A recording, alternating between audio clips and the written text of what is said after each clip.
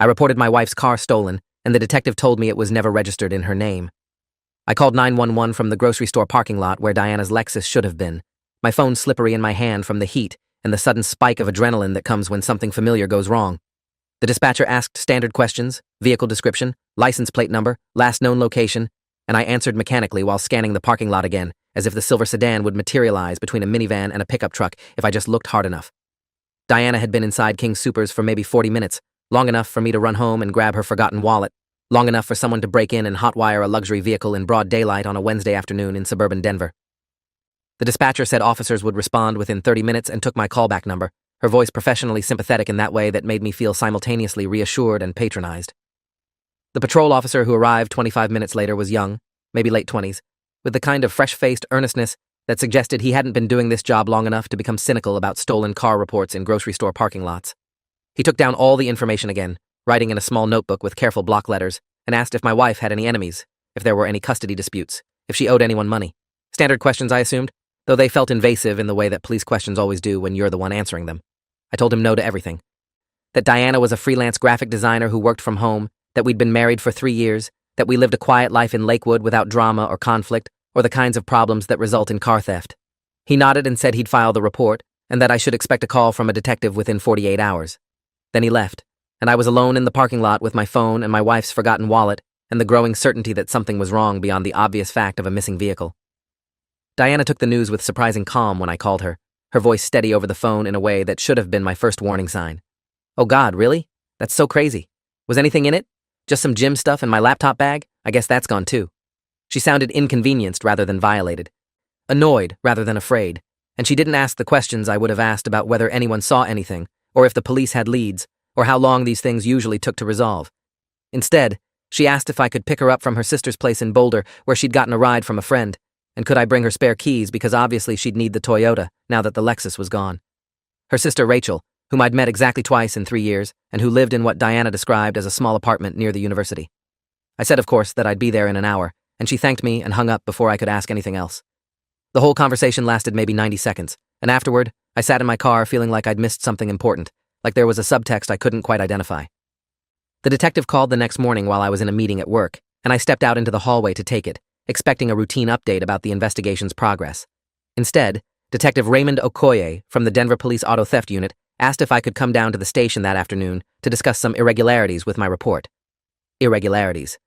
The word hung in the air with an ominous weight that made my stomach tighten.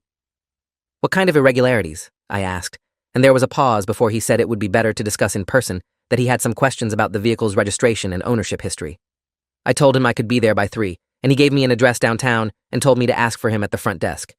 When I went back into the conference room, my boss asked if everything was okay, and I said yes automatically, though I had no idea if that was true. The rest of the meeting was a blur of quarterly projections and budget allocations that I couldn't focus on because my mind kept circling back to that word, irregularities. Detective Okoye's office was a small room on the 3rd floor of the downtown precinct, windows overlooking a parking lot, walls covered with whiteboards filled with case numbers and timelines written in different colored markers. He was in his mid-40s, tall and broad-shouldered, with close-cropped hair starting to gray at the temples and the kind of direct gaze that made you want to tell the truth even if you had nothing to hide. He gestured to a metal chair across from his desk and didn't waste time with pleasantries. "Mr. Lattimore, when you filed the stolen vehicle report, you provided license plate number Victor Charlie Tango 8492. Is that correct?" I confirmed it was, pulling out my phone to show him the photo I'd taken of Diana's car in our driveway last weekend, the license plate clearly visible. He nodded and turned his computer monitor toward me, showing a DMV database screen that made my mouth go dry. According to Colorado DMV records, that plate number is registered to a 2019 Lexus ES350, silver, but the registered owner is listed as Margaret Kimura, age 67, with an address in Fort Collins. There's no record of any transfer or sale to anyone named Diana Lattimore or Diana Westbrook, which I understand was your wife's maiden name. I stared at the screen, at the name Margaret Kimura and the unfamiliar Fort Collins address, trying to make the information connect to anything that made sense. "That's impossible," I said. "My wife bought that car 2 years ago, before we got married. She has the title, she has insurance, she makes the monthly payments through her bank account." Detective Okoye leaned back in his chair, his expression professionally neutral, but with something else underneath, something like concern or possibly suspicion. "Can you provide documentation of the purchase? Sales receipt, title transfer, insurance cards?" I said I could, that everything was at home in our filing cabinet, that Diana handled all the car paperwork because she was more organized than me about that kind of thing. He wrote something in his notebook and looked up at me again. Mr. Lattimore, I need to ask you some questions about your wife. How long have you known her? We met 4 years ago, I said, at a tech networking event downtown. She was designing marketing materials for a startup that shared office space with my company. We dated for about a year before getting engaged. The detective wrote this down too, his pen moving steadily across the page. And her family? You've met them? Her parents? I explained that Diana's parents had died in a car accident when she was in college, that she had one sister, Rachel, who lived in Boulder, and a few cousins scattered across the country whom she wasn't close to. That she was essentially alone in the world, which was one of the reasons she'd been so eager to build a life with me, to create the family she'd lost. Detective Okoye nodded slowly, and I didn't like the way his expression had shifted into something more careful, more guarded. Mr. Lattimore, I need you to understand something. The vehicle you reported stolen was last registered to Margaret Kimura 3 years ago. Ms. Kimura filed a police report in Fort Collins 18 months ago claiming her car had been stolen from her driveway. She's elderly, lives alone, has early-stage dementia. According to the report, she didn't notice the car was missing for almost 2 weeks because she rarely drove it. Her daughter discovered the theft when she came to visit. The car was never recovered. Now you're telling me that your wife has been driving that same vehicle for 2 years, has title and insurance documents, makes payments on it. Do you see the problem here? The fluorescent lights above us buzzed faintly, and somewhere down the hall a phone was ringing. I could feel sweat prickling at my hairline despite the aggressive air conditioning. Are you saying my wife stole this car from an old woman? Detective Okoye held up a hand. I'm saying there are serious discrepancies that need to be investigated. I've already contacted the insurance company your wife supposedly has a policy with. They have no record of insuring a vehicle with that VIN number for anyone named Diana Lattimore or Diana Westbrook. I've also run a credit check, which I can do as part of a criminal investigation, and there are no auto loan payments being made from any bank account in her name. Whatever documentation she has at your house, Mr. Lattimore, I suspect it's fraudulent. This goes beyond a stolen car report. This is identity theft, fraud, possibly elder abuse. I need you to think very carefully about anything your wife might have told you about how she acquired this vehicle, any details that seemed off, or any behavior that struck you as unusual. My hands were shaking when I pulled out my phone to call Diana, but Detective Okoye stopped me before I could dial. Don't contact her yet, he said. Not until we understand what we're dealing with. If she's involved in fraud, warning her could compromise the investigation. I need you to go home, locate any documentation she has about the car, the title, insurance papers, purchase receipts, anything at all, and bring it back here. Don't tell her why you need it. Don't tell her you've spoken to me. Can you do that? I nodded because what else could I do, though my mind was spinning with implications I didn't want to examine. You think she's going to run? I said, and it wasn't a question. The detective's expression confirmed what I already knew. If she realizes we're investigating her, it's possible. People who commit this kind of fraud usually have exit strategies. We need to move carefully and quickly. I'll need you to sign a statement about what you've told me today, and I'm going to recommend this case be elevated to our fraud division. In the meantime, go home, get those documents, and call me immediately when you have them. Do not, under any circumstances, let your wife know what you're doing. I drove home in a fugue state, my hands operating the steering wheel and gear shift through muscle memory, while my conscious mind tried to process what Detective Okoye had implied without saying directly. Diana, my wife of 3 years, the woman I'd built a life with, the woman I'd trusted completely, had apparently been driving a stolen vehicle for 2 years and had created an elaborate fiction about owning it, which meant she'd lied to me systematically and repeatedly, had forged documents, had committed multiple felonies, and had done all of this while living in my house and sharing my bed and planning a future that now felt like it had been built on sand. The house was empty when I got there, Diana having texted earlier that she was meeting a client in Boulder and wouldn't be home until evening. I went straight to the filing cabinet in the office we shared, pulled out the folder labeled Car Stuff, Diana, and spread the contents across the desk. Everything looked legitimate at first glance. A Colorado certificate of title with Diana's name listed as owner, issued 3 years ago with a lien holder listed as Pioneer Financial Services, an insurance declaration page from State Farm showing comprehensive and collision coverage for the Lexus, a bill of sale from a dealership called Premium Motors in Aurora, dated 3 years and 2 months ago, showing a purchase price of $32,000. Payment stubs from something called AutoPay Solutions, showing monthly payments of $479. Everything was printed on proper letterhead with logos and official-looking formatting. I took photos of everything with my phone and then looked closer, actually reading the details instead of just seeing the surface legitimacy. The title had a gold seal that looked official, but when I held it up to the light, there was no watermark. The insurance card had a policy number, but the phone number listed for State Farm was 1 digit too long. The dealership address for Premium Motors didn't include a suite number, just a street address that when I Googled it, turned out to be a UPS store in a strip mall. I called Detective Okoye and told him what I'd found, describing each document while he listened in silence. Bring everything to the station now, he said when I finished. All of it. And Mr. Lattimore, I'm going to have officers come to your house tonight to speak with your wife. I need you to understand that she's going to be questioned about fraud, identity theft, and receiving stolen property. This is a criminal investigation now. If you want to be present when we interview her, that's your right as her spouse, but I need to know if you're going to give her advance warning. His voice had taken on an edge. Not quite accusatory, but definitely testing. I thought about Diana, about the way she'd reacted so calmly to the news of the stolen car, about how she'd asked me to pick her up from her sister's place in Boulder, where I'd only been once and couldn't quite remember how to find again. I thought about the past 3 years and tried to identify the moment when I'd stopped really looking at my wife and started just living alongside her. No, I said finally. I won't warn her. I need to know the truth as much as you do. The fraud division was on a different floor, and Detective Okoye introduced me to Sergeant Linda Kozlowski, a woman in her 50s with steel gray hair cut short and the kind of brisk efficiency that suggested she'd seen every possible variation of human dishonesty. She examined the documents I'd brought with the focused intensity of someone reading a foreign language, occasionally making notes or taking photos with her phone. These are good forgeries, she said after several minutes. Not perfect, but good enough to fool a spouse or anyone who wasn't specifically looking for fraud indicators. The title is a decent reproduction of a real Colorado title, but the security features are wrong, the paper stock is incorrect, and the seal is just a printed image rather than an actual embossed seal. The insurance card is a complete fabrication. State Farm doesn't use this format anymore, and this policy number doesn't exist in their system. I already checked.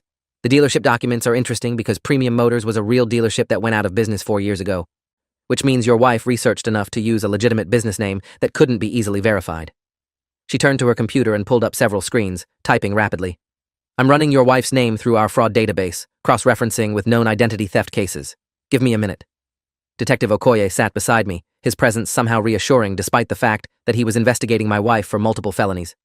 Mr. Lattimore, I need to ask you some personal questions. Has your wife ever asked you for money? Large amounts, unusual loans, access to your accounts? I thought back through our financial history, trying to remember anything that fit that pattern. No, I said slowly. She's always been financially independent. She pays half the rent, buys her own groceries, handles her own expenses. She has her own bank account that I've never had access to, and I've never asked because I trusted her to manage her own finances. Has she ever been secretive about her work, her clients, where she goes during the day? Again, I searched my memory for warning signs I'd missed. She works from home mostly, I said. Sometimes she meets clients at coffee shops or their offices. I've never thought to question it. She gets paid by direct deposit or checks that she deposits through her phone. Everything seemed normal. Sergeant Kozlowski looked up from her computer, and her expression made my stomach drop. Mr. Lattimore, I have something here you need to see. There's a fraud case out of Phoenix, Arizona, from 5 years ago involving a woman named Danielle Whitmore. She convinced a man she was dating that she was a freelance photographer.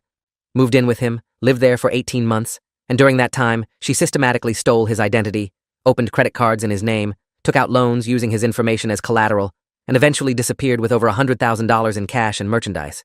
When the victim realized what happened and reported it, police discovered that Danielle Whitmore wasn't her real name. Her actual identity was never confirmed, but she left behind forged documents, fake business cards, and a completely fabricated personal history. The man she victimized said she'd told him her parents were dead and that she had one sister. The investigation went cold because they couldn't identify her real name or track her movements after she left Arizona. She turned the monitor toward me, showing a driver's license photo from the Phoenix case, and the face looking back at me was my wife. Younger, different hair color, slightly different styling, but unmistakably Diana, or Danielle, or whoever she really was. That's her, I said, my voice coming out strangled. That's my wife. Sergeant Kozlowski nodded grimly. Then we have a serial fraud case, and your wife has been doing this for at least 5 years, possibly longer. The Phoenix case was the only one that made it into our database because the victim pushed hard for an investigation and hired a private investigator who connected some dots. But if she's been operating this way for years, there are likely other victims who either didn't report it or whose cases weren't connected. She's sophisticated, Mr. Lattimore. She targets stable men with decent incomes, builds a life with them while committing fraud on the side, and then disappears before consequences catch up. The fact that you've been married 3 years is actually unusual. It suggests either she's gotten more comfortable or she's been building towards something bigger. What do you mean bigger? I asked, though part of me didn't want to know. Detective Okoye pulled out his phone and made a call, speaking in low tones to someone about surveillance and timing. Sergeant Kozlowski continued, her voice professionally sympathetic but relentless. Have you and your wife discussed major purchases recently? A house, investments, anything that would require significant financial disclosure or joint accounts? The question hit me like cold water. Yes, I said. We've been talking about buying a house. We started the mortgage pre-approval process last month. I gave the lender all my financial information, tax returns, bank statements, everything. Diana said she was working on gathering her documentation, but hadn't submitted it yet because she wanted to get some client payments cleared first so her bank balance would look better. Oh God, was she planning to use my identity to commit fraud? Is that what this has been building toward? Sergeant Kozlowski's expression confirmed my fear before she spoke. Identity theft at the level you're describing, obtaining someone's complete financial profile through legitimate mortgage applications, is a gold mine for fraud. She could open lines of credit in your name, take out loans using your information as collateral, create entire shadow financial lives that you wouldn't know about until creditors started calling. The fact that she's been with you for 3 years suggests she was being careful, building credibility, making sure no red flags appeared. She probably has forged documents ready to go, just waiting for the right moment to execute. The stolen car was a mistake on her part, letting you report it to police. She didn't expect you to follow through or didn't think we'd catch the registration discrepancy. Now that we're investigating, her timeline has accelerated. She's probably already planning to disappear. Detective Okoye ended his call and looked at me with decision in his eyes. We need to bring her in tonight, he said, before she realizes we're onto her. Can you get her to come home without suspecting anything? Can you act normal? I didn't know if I could act normal when my entire understanding of my marriage had been revealed as fiction, but I said yes because the alternative was letting her vanish and never getting answers. I texted Diana from the police station parking lot, asking what time she'd be home and saying I wanted to order takeout for dinner from that Thai place she liked. She responded within minutes, saying she'd be home by 7, and that Thai sounded perfect with a heart emoji.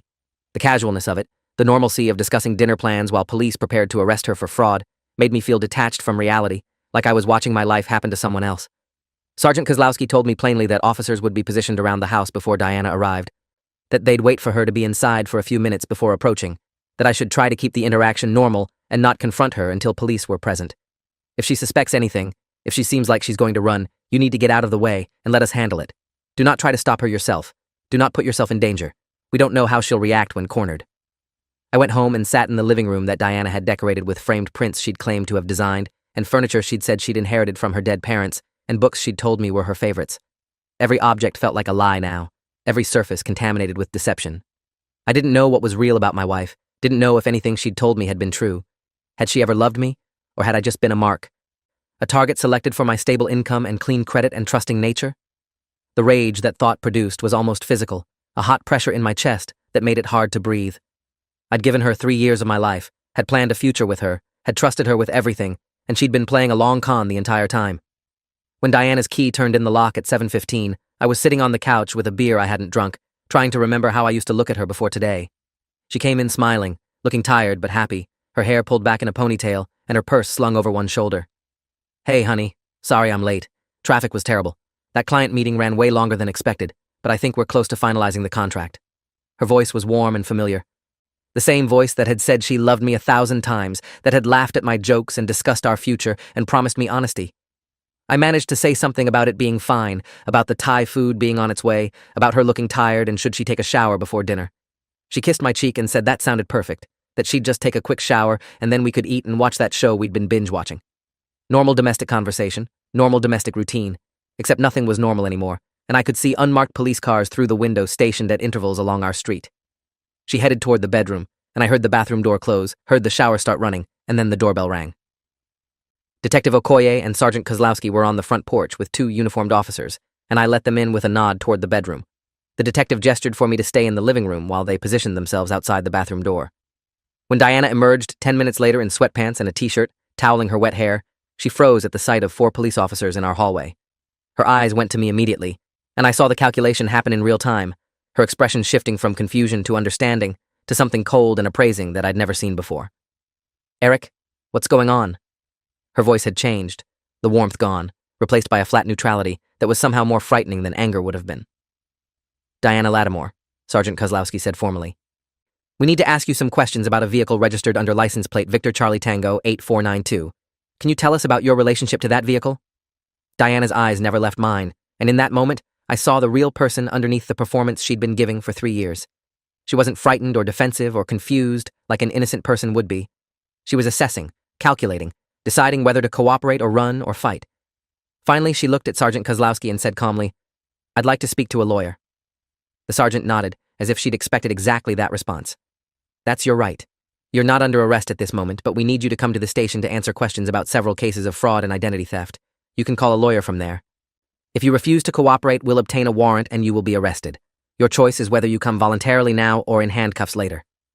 Diana set down her towel with deliberate precision, her movements controlled and careful. "I'll come voluntarily," she said. "Let me get my shoes and my phone." One of the uniformed officers accompanied her to the bedroom, while the rest of us waited in tense silence. When they brought her back out, Diana was wearing sneakers and had her phone in her hand, and she looked at me one last time before being led toward the door. "I didn't steal anything from you, Eric," she said, her voice carrying an edge I'd never heard before. "I never touched your accounts, never forged anything in your name, never planned to. Whatever they're telling you, I didn't hurt you." Then Sergeant Kozlowski guided her out, and I was left standing in my hallway with Detective Okoye, who looked at me with something approaching sympathy. "We're going to need to search your house," he said, "with your permission or with a warrant. But either way, it's happening. We need to find any evidence of her real identity, her methods, her potential victims. I need you to understand that your wife has been living a completely false life, and we need to uncover the truth underneath." I told him to search whatever he needed, and within an hour, there were forensics techs going through every drawer, every closet, every corner of the space I'd thought of as home. They found things. A laptop hidden in the back of Diana's closet, behind a loose panel in the wall, password protected and encrypted. A box of documents in the garage, tucked inside a sealed moving container labeled winter clothes, containing multiple driver's licenses with Diana's photo, but different names, social security cards with different numbers, credit cards in names I didn't recognize, business cards for companies that didn't exist, letterhead for fake businesses, blank forms for everything from lease applications to employment verification letters, a burner phone with texts to numbers that traced back to other burner phones, conversations in code that suggested she was part of a larger operation. Most damning, a ledger written in a small notebook with names, dates, amounts, and notes in shorthand that Detective Okoye said looked like a record of cons.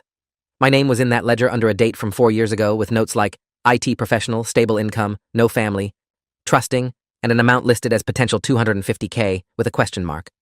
I wasn't a person to her. I was a target with an assigned value. Sergeant Kozlowski found me in the kitchen after midnight, her expression weary but focused.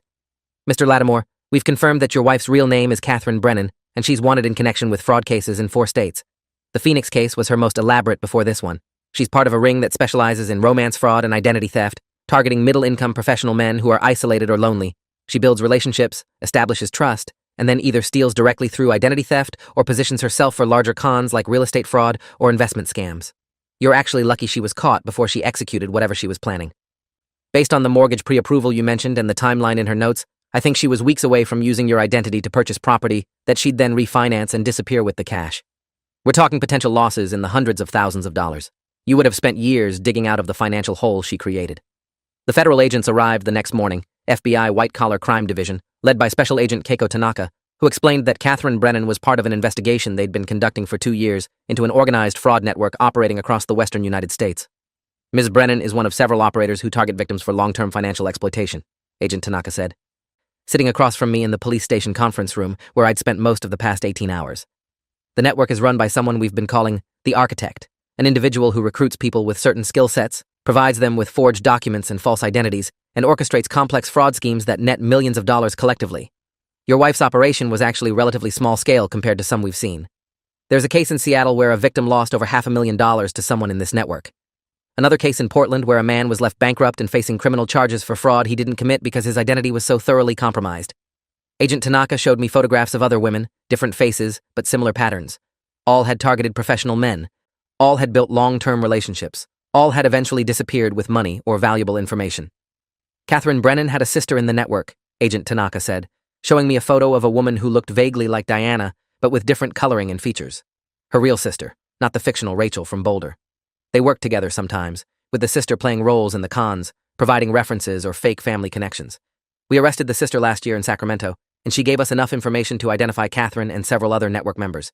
That's why we were already watching when the Denver police ran her name through the fraud database. We've been trying to catch her in the act for months. The car theft report was an unexpected break, something she didn't anticipate. And it gave us probable cause to move immediately. Otherwise, she would have disappeared again, and we'd have lost our chance. I sat in that conference room listening to federal agents describe my wife as a professional criminal, part of an organized network, someone who'd been under surveillance, someone whose entire existence in my life had been a calculated performance. The woman I'd married didn't exist. Diana Lattimore was a fiction, a character Catherine Brennan had created and played for 3 years. Everything I knew about her was false: the dead parents, the sister in Boulder, the freelance graphic design career.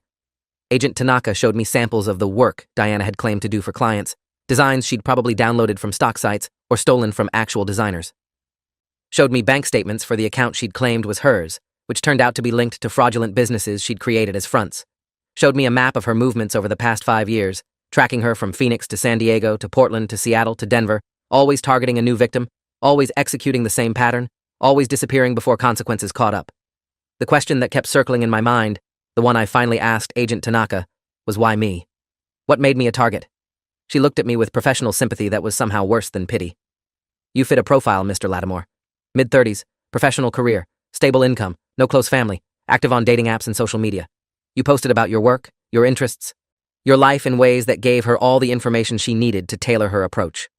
When she met you at that networking event, it wasn't coincidence. She'd been researching you for weeks, knew what company you worked for, knew you'd be attending that event, knew how to present herself as someone with shared interests and compatible values. The whole relationship was engineered from the first conversation. I'm sorry to be blunt, but that's how these operations work. They're not impulsive or emotional. They're strategic and calculated. You were selected because you represented an opportunity. Catherine Brennan's lawyer negotiated a deal over the following weeks, offering cooperation with the federal investigation in exchange for reduced charges. She gave up names, methods, locations, helping the FBI build cases against other network members, including the person they believed was the architect, someone she claimed was a former identity theft investigator who'd gone rogue and started recruiting criminals to work in an organized system. The deal meant Catherine would serve 5 to 7 years instead of 20, would be placed in federal prison instead of state, would have the possibility of parole if she continued cooperating. It meant she'd eventually be free while I'd be left trying to rebuild a life she'd contaminated. Agent Tanaka told me this apologetically, explaining that without Catherine's cooperation, they might never catch the architect or shut down the network, that dozens of potential victims would be saved by the information she provided. I understood the logic, understood the necessity of the deal, but it felt like another betrayal, another way the system prioritized the larger case over individual justice.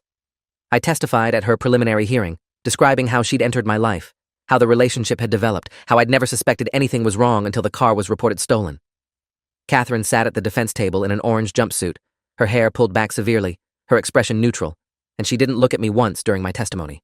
Her lawyer asked if Catherine had ever stolen money from me directly, and I had to admit she hadn't. Asked if she'd ever accessed my bank accounts without permission, and again, I said no. Asked if I had any evidence that she'd planned to commit fraud against me specifically, and I said only the notes in her ledger and the mortgage pre-approval process that she'd abandoned before completion. The lawyer painted a picture of a woman who'd made bad choices, but who'd never actually harmed me, who'd lived with me under false pretenses but who'd never stolen from me, who deserved consideration for her cooperation and her willingness to reform. It was infuriating listening to my victimization being minimized and reframed as harmless deception. The prosecutor, a fierce woman named Angela Reeves from the U.S. Attorney's Office, countered by introducing evidence of Catherine's other victims, the man in Phoenix who'd lost over $100,000, the man in Seattle who'd filed for bankruptcy, the man in Portland who'd attempted suicide after discovering the extent of the fraud committed against him. She showed the court Catherine's ledger with its clinical assessment of targets and their potential values, showed the fake documents and forged credentials, showed the systematic nature of her crimes. This is not a woman who made mistakes, Ms. Reeves said during her closing argument. This is a professional criminal who chose to prey on vulnerable people, who weaponized romance and trust to commit serious financial crimes, who showed no remorse until she was caught and offered a deal. The fact that Mr. Lattimore wasn't completely destroyed financially is not because Ms. Brennan chose to spare him. It's because he discovered the truth before she could execute her plans. He is a victim, regardless of whether the final blow was struck. The judge agreed, rejecting Catherine's plea for a reduced sentence and imposing 8 years in federal prison with mandatory restitution to all identified victims and permanent prohibition from working in any industry that involved financial transactions or access to personal information. Catherine's expression didn't change when the sentence was read, but her lawyer's shoulders slumped in defeat. As they led her out of the courtroom, she turned and looked directly at me for the first time since her arrest, and her expression was unreadable, blank in a way that suggested the person underneath the performance was just as much a fiction as Diana Lattimore had been. I didn't know who Catherine Brennan really was, didn't know if anyone did. Maybe she'd been playing roles for so long that she'd forgotten her original self. Maybe there had never been an original self, just an endless series of performances for different audiences with different purposes. The hardest part wasn't the betrayal or the lies, or even the calculated nature of her crimes. The hardest part was grieving someone who'd never existed. I'd loved Diana, or the idea of Diana, the woman I'd thought I'd married. I'd imagined a future with her, had trusted her with my heart and my home and my life. None of that had been real, but the emotions had been. My love had been genuine even if hers had been performance. Walking through the house after she was sentenced felt like moving through a museum of false memories, every object carrying associations that were now revealed as manufactured. The couch where we'd watched movies together, where I'd held her during sad films, and she'd seemed genuinely moved. The kitchen where she'd cooked dinners while telling me about her day, stories about clients and projects that had all been inventions. The bedroom where we'd been intimate, where I'd believed we were building something real together. All of it was contaminated now, all of it evidence of my own naivete and her calculated deception. Agent Tanaka called me 6 months after Catherine's sentencing to tell me they'd arrested the architect, a former FBI forensic accountant named Ronald Peterson, who'd spent 20 years investigating financial crimes before realizing he could make more money facilitating them. He'd recruited over 30 people into his network, providing them with stolen identities, forged documents, and strategic plans for defrauding victims. The network had operated for almost a decade, netting an estimated $15 million, and Catherine Brennan had been one of his most successful operators, working longer cons than most and extracting more value per victim. With Catherine's testimony and evidence from other cooperating network members, Peterson was facing life in prison, and the entire operation had been dismantled. Dozens of victims were being notified, restitution was being calculated, and criminal charges were being filed against everyone involved. It should have felt like justice, but mostly it felt hollow. I sold the house 8 months after Catherine's arrest, unable to live in the space she'd inhabited with me. Couldn't sleep in the bedroom, couldn't sit in the living room, couldn't exist in the place where I'd been systematically deceived for 3 years. I moved to a small apartment in Capitol Hill, started over with new furniture and new routines, and a commitment to being more careful about who I trusted. Therapy helped, sessions with a psychologist who specialized in fraud victims and romantic manipulation, who helped me understand that I hadn't been stupid or naive, that Catherine had been a professional who'd made her living convincing people to trust her, that I'd been targeted specifically because I was stable and kind and capable of genuine connection, qualities she'd exploited but that weren't weaknesses, that rebuilding my ability to trust would take time but was possible, that what happened to me wasn't my fault. The prosecutor's office sent me a check 18 months after Catherine's sentencing, restitution calculated based on shared living expenses she'd contributed to fraudulently, though the amount was symbolic rather than meaningful. $5,000 for 3 years of deception, for the theft of my sense of safety and trust, for the contamination of memories I'd believed were genuine. I deposited it, and then donated it to a nonprofit that provided support for fraud victims. Feeling like profiting from what she'd done to me would be accepting her framing of our relationship as a financial transaction rather than what I'd believed it was. Love. Agent Tanaka told me Catherine was a model prisoner, participating in rehabilitation programs and maintaining her cooperation with ongoing investigations into fraud networks. That she'd expressed remorse, though whether that remorse was genuine or another performance was impossible to determine. That she'd be eligible for parole in 5 years if she continued on her current path.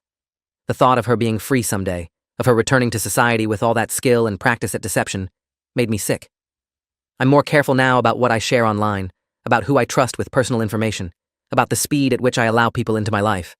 I date occasionally, but find myself analyzing interactions for signs of manipulation, looking for inconsistencies in stories, checking details that before Catherine I would have accepted at face value. It's exhausting living with that level of vigilance, exhausting being unable to take anything at face value, but the alternative is being vulnerable again to someone like her. My therapist says the hypervigilance will fade with time, that I'll learn to distinguish between reasonable caution and paranoia, that I'll eventually be able to trust again without it feeling like standing at the edge of a cliff. I want to believe her, want to believe I'll recover from this fully, but 2 years after Catherine's arrest, I still flinch when someone asks personal questions, still find myself fact-checking casual details people share, still feel the shadow of her deception coloring every new connection I try to make. Detective Okoye called me last month to tell me they'd identified 2 more of Catherine's victims from before Phoenix, men she'd targeted in her early 20s when she was first learning the craft. One was a software engineer in Austin who'd lost $30,000. Another was a teacher in Albuquerque who'd had his identity stolen and spent years clearing fraudulent debts. Both had filed police reports that went nowhere because there wasn't enough evidence to build a case and because Catherine had been using different names and methods. The detective said he was working with the U.S. Attorney's Office to potentially bring additional charges, that Catherine's sentence might be extended based on these older cases. I told him to do whatever was necessary, that she deserved to face consequences for every person she'd hurt. But privately, I knew no amount of prison time would undo what she'd done to any of us. The damage was permanent, written into how we understood the world and ourselves. Thanks for watching till the end. Make sure to subscribe and like to not miss the next story.